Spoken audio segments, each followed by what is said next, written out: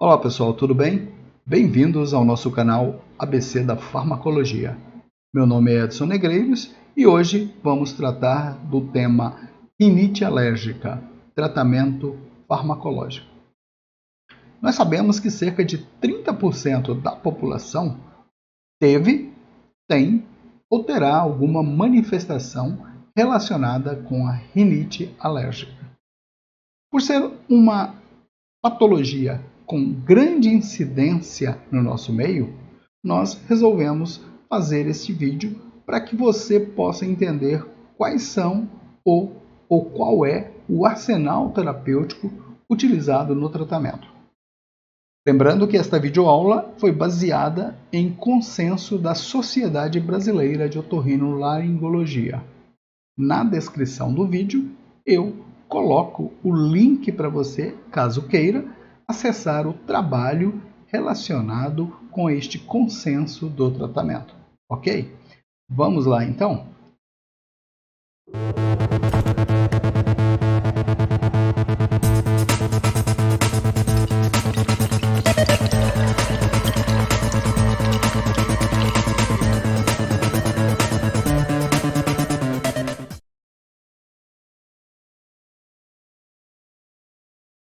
Por definição, nós sabemos que rinite é a inflamação ou disfunção da mucosa de revestimento nasal. E esta rinite caracteriza-se pelos seguintes sintomas: obstrução nasal, rinorreia, espirros, prurido nasal e hiposmia, que seria a diminuição do olfato. Geralmente, as crises ocorrem em episódios durante 2 ou mais dias consecutivos, geralmente por mais de 1 hora seguida.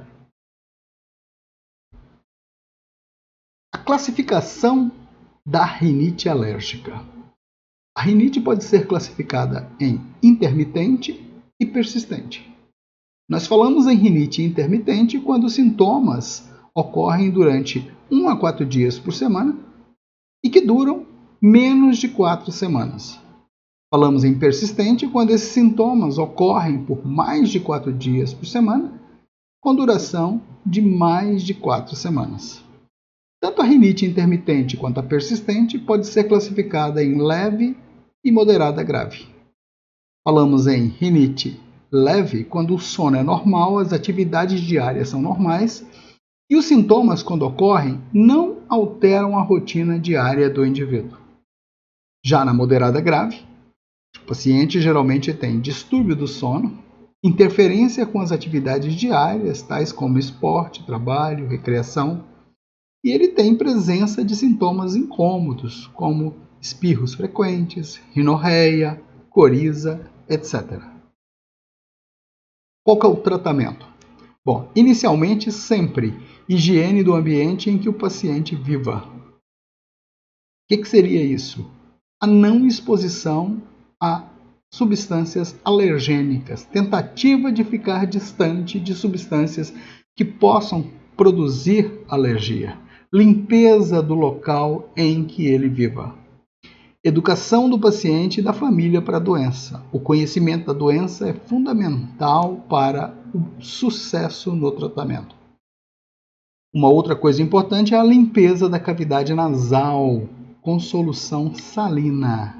Seria aquele soro fisiológico para fazer a instilação nasal, que pode ser feita geralmente com aqueles dispositivos próprios para fazer a instilação ou com uma seringazinha em que o paciente retira a agulha e faz a instilação diária de solução salina.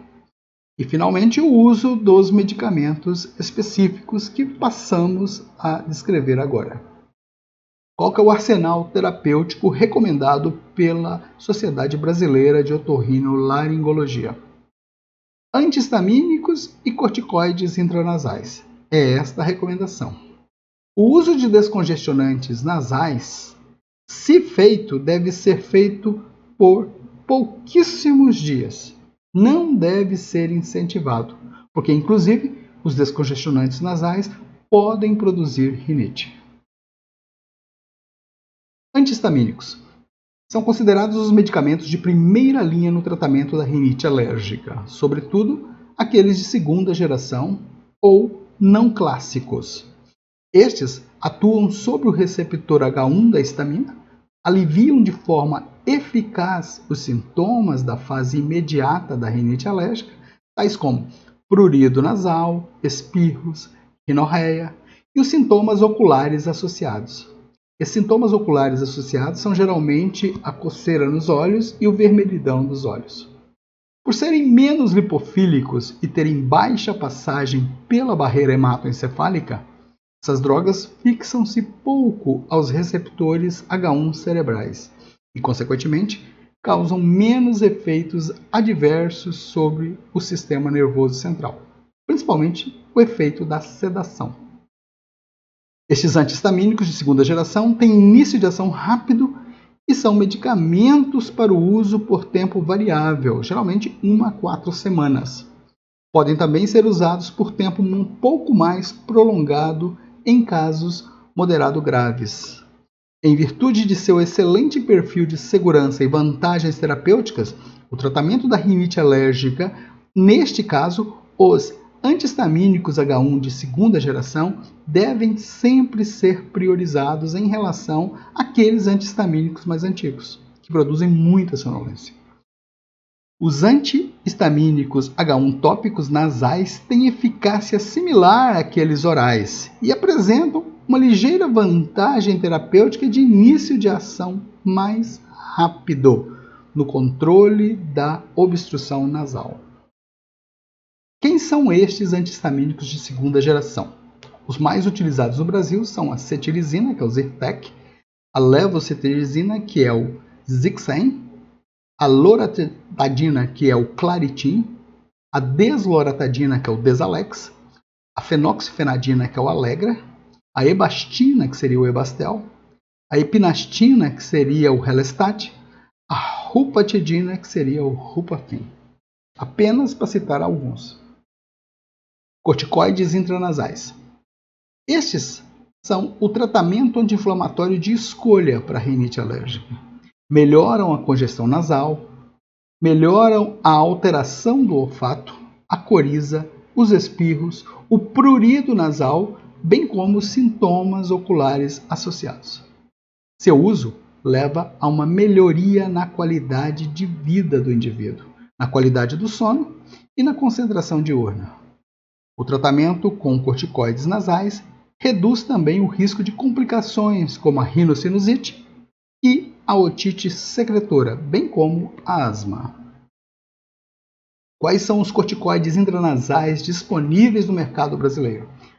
O dipropionato de beclometasona, que seria o Clenil, Beclozol, a budesonida, que é o Buzonide, o Budecort, esse caso associado, né?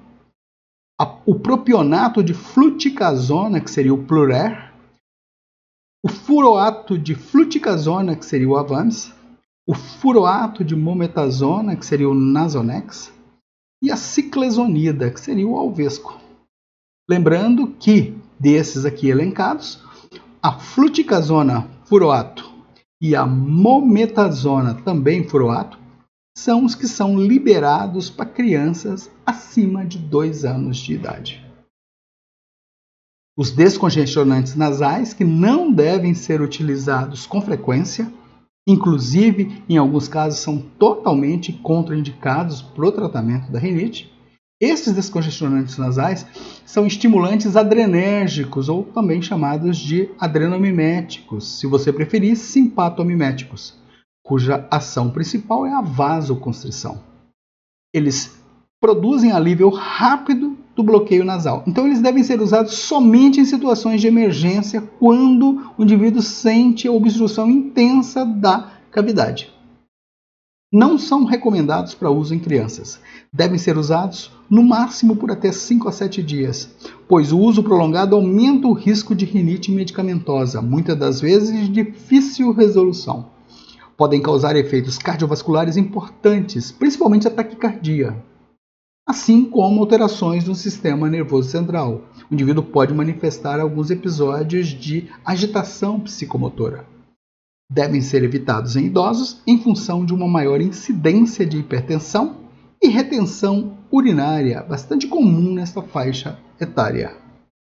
Quais são os descongestionantes nasais que nós temos no Brasil? Nós temos vários compostos cujo princípio ativo seria a nafazolina, a oximetazolina, a fenoxazolina e a xilometazolina. Aqui, finalmente, um algoritmo recomendado pela Sociedade Brasileira de Otorrinolaringologia para o tratamento da rinite alérgica. Primeiro de tudo, a higiene ambiental em que o indivíduo viva. Caso ele tenha sintomas intermitentes e esses sintomas sejam leves, o indivíduo é aconselhado a utilizar anti-histamínico nasal ou oral apenas. Em caso de sintomas intermitentes moderados graves, uso de anti-histamínico oral e corticoide nasal. No caso de sintomas persistentes, e esses são leves, ele também faz o uso de anti-histamínico oral mais corticoide nasal. Caso esses sintomas persistentes sejam moderados graves, ele usa basicamente corticoide nasal. Reavaliar por 2 a 4 semanas, em caso de melhora, manter-se o tratamento por 1 mês. Em caso de não melhora, aumentar a dose do corticoide intranasal. Em alguns casos, adicionar um anti-histamínico. E, caso isso não esteja resolvendo, rever o diagnóstico, consultar para ver se o paciente está fazendo adesão ao tratamento e investigar a possibilidade de alguma infecção associada.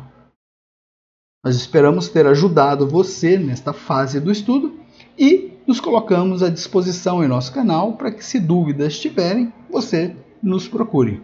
Muito obrigado pela atenção e, mais uma vez, inscreva-se no nosso canal e ative o sininho de notificação.